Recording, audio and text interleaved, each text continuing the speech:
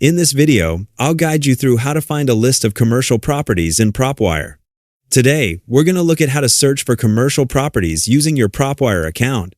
This can be helpful if you're a real estate investor or running a real estate business and want to focus your marketing efforts on a specific type of property.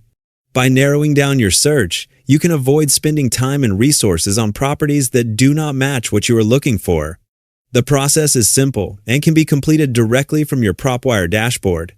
I've already logged into my PropWire account, and this is the home screen. To start finding commercial properties, the first thing you need to do is choose your farming area. This can be a city, a zip code, or even an entire county, depending on the size of the market you are working in and how many properties you want to include in your search. For this example, I'm going to enter a specific city. Once you type in your location, select the correct farming area when it appears. After selecting the area, PropWire will show you how many properties have available data in that market.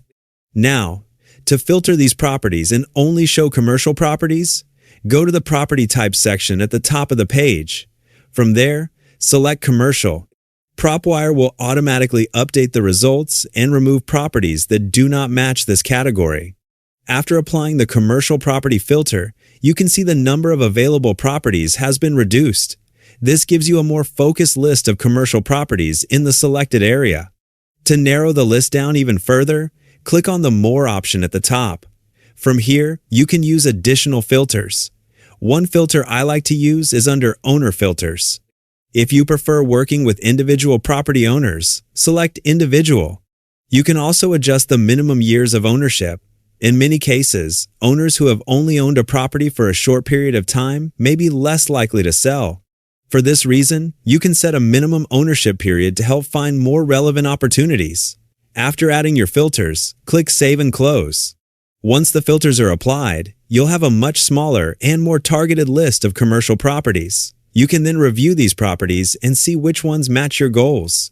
Another useful filter is the property value.